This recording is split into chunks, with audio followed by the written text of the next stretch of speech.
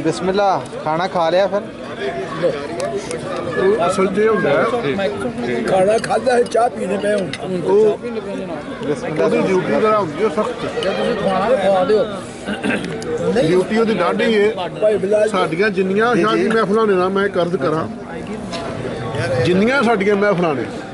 ਤੁਸੀਂ 1-1.5 ਵਜੇ ਨਾਲ ਸ਼ੁਰੂ ਕਰਦੇ ਹੋ ਜਿਹੜੇ ਬੰਦੇ ਨੇ ਸਾਰਾ ਦਿਨ ਮਜ਼ਦੂਰੀ ਕੀਤੀ ਹੈ ਨਾ ਬੜੀ ਮੁਸ਼ਕਿਲ ਹੀ ਅਟੈਂਡ ਕਰ ਸਕਦਾ ਉਹ ਜਾਂ ਉਹ ਝੱਟ ਕੋ ਆਰਾਮ ਕਰਕੇ ਆਵੇ ਅਸਲ ਮੇਨ ਜਿਹੜੀ ਵਜ੍ਹਾ ਨਾ ਉਹ ਇਹ ਵੇ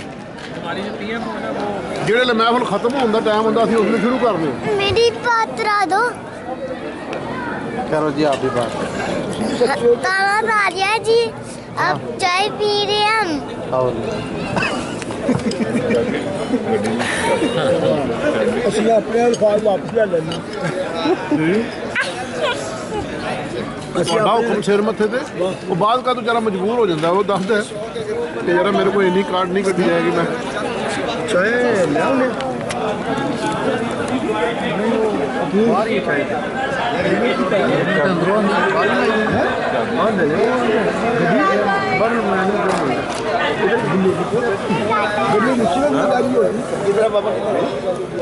जी जी